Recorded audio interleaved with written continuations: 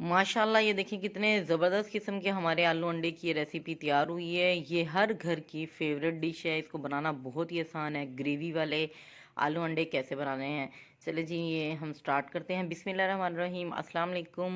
Welcome करती हूँ अपने चैनल इजी पकवान में। सबसे पहले यहाँ पर मैंने 200 ग्राम सरसों ऑयल लिया है। ऑयल जैसे ही गर्म होता है तो मैं इसमें ऐड करती हूँ 1 टेबल स्पून ज़ीरा। तो जैसे ही ज़ीरा ऊपर आना शुरू हो जाएगा ऑयल में, तो इसके बाद मैंने ली है प्याज यहाँ पर मैं लूँगी सब्ज़ प्याज लिए यहाँ पर 3 अदद। मैंने इनको अच्छे से कटिंग करने के बाद पीस लिया है। पीसने के बाद अब इसी ऑयल में हमने इसको फ्राई करना है। फ्राई हमने इसको बहुत ज़्यादा नहीं करना, इतना फ्राई करना है कि जो इसके अंदर पानी है वो अच्छे तरीके से खुश्क हो जाए। प्याज का पानी है और हल्की सी इसकी जो रंगत है, इसका जो कलर है वो चेंज हो जाए। आप देख सकते हैं यहाँ पर सिर्फ 1 से 2 मिनट लगेंगे इसको फ्राई होते हुए। हमने इसका कलर चेंज नहीं करना।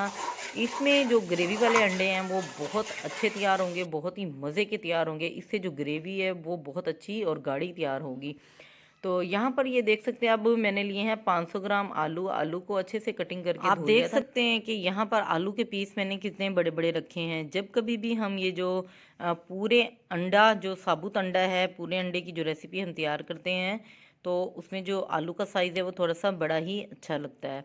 तो यहाँ पर अब हमने इसको 4 से 5 मिनट तक इसी प्याज में इन आलूओं को अच्छे से फ्राई करना है, ताकि ये 50% तक गल जाएं और उनका जो पानी अच्छे से रिमूव हो जाए। और इसके बाद अब यहाँ पर इनको 4 से 5 मिनट हो गए हैं। मैं टमाटर का पेस्ट ऐड करूँगी। यहाँ पर मैंने 3 टमाटर लिए थे, उनका पेस्ट बना लिया है और साथ ही में तकरीबन 1 कप के करीब इसमें मैं पानी भी डाल दूँगी। यहाँ पर ये देख सकते हैं आप। और अब यहाँ पर मसाले ऐड करूँगी। मसाले कुछ ज़्यादा नहीं, बस बहुत कम। 1 टेबल स्पून इसमें लहसुन पेस्ट, हाफ़ टेबल स्पून अदरक का पेस्ट ऐड करूँगी और 1.5 टेबल स्पून इसमें मैं नमक, तकरीबन 1.5 चम्मच के करीब, 1 टेबल स्पून इसमें धनिया पाउडर और तकरीबन थोड़ी सी हल्दी ऐड करूँगी इसमें और 1.5 चम्मच के करीब इसमें सुरख मिर्च का पाउडर ऐड करूँगी। इसके अलावा इस वक्त यहाँ पर इसमें कोई मसाले ऐड नहीं करने। इसको अच्छे से हमने भून लेना है, इतना इसको भून लेना है कि जो मसाला है वो घी छोड़ दे।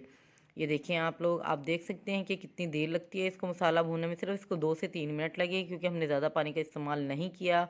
और जो आलू हैं वो आलू भी हमने पहले ही प्याज में अच्छे से फ्राई कर लिए थे। तो आलू प्याज में फ्राई करने से फ़ायदा ये होगा कि इसका जो टेस्ट है बहुत अच्छा बनेगा। अब यहाँ पर एक बार मैं आलू चेक करती हूँ। ये देखें आलू तकरीबन गल चुका है, सिर्फ 2% कमी है, वो भी 2% कमी भी इसमें पूरी हो जाएगी। अभी ये अच्छे से भुन जाए और जब इसमें हम अंडे ऐड करेंगे तो इस पकाई के दौरान भी ये अच्छे से गल जाएंगे। अब यहाँ पर मैंने हाफ़ कप दही लिए। दही को अच्छे से पहले ही फेंट लिया है। याद रखिएगा जब कभी भी दही का इस्तेमाल करना हो तो हमने दही को पहले ही फेंट लेना है। अगर हम गरम मसाले में दही का इस्तेमाल करते हैं, बग़ैर फेंटी हुई दही डालते हैं, तो दही डालने के बाद होता ये है कि दही फट जाती है और ग्रेवी में या जो शोरबा हम तैयार करते हैं उसमें ये फटी हुई दही ऊपर तैरती है। उसकी यही वजह होती है। तो कोशिश करें दही को पहले से ही अलहदा किसी बर्तन में, कटोरी में, कप में आप इसको फेंट लें। अब यहाँ पर ये देखो मसाले ने घी छोड़ दिया। अब यहाँ पर मैंने 8 अंडे बॉयल करके पहले से ही रखे हुए थे। बॉयल किए हुए अंडे में इसके अंदर ऐड करूँगी। यहाँ पर मैंने अंडों को कटिंग नहीं करना। जिस दौरान हम इसको खाएंगे या प्लेट में ऐड करेंगे उस दौरान ही हम इसको कटिंग कर लेंगे। इससे ये होगा कि इसमें अक्सर ये होता है कि लोग कहते हैं कि जो अंडे शोरबे वाले तैयार करते हैं उसमें अंडों की कच्ची कच्ची स्मेल से आती है। वो यही मेन वजह होती है। तो कोशिश करें जब कभी भी अंडे आप लोग तैयार करें तो आप ऐसे ही साबुत अंडे इसमें ऐड कर दें और जब इसको खाएं उस वक्त आप इसको कटिंग करके प्लेट के अंदर डाल लें।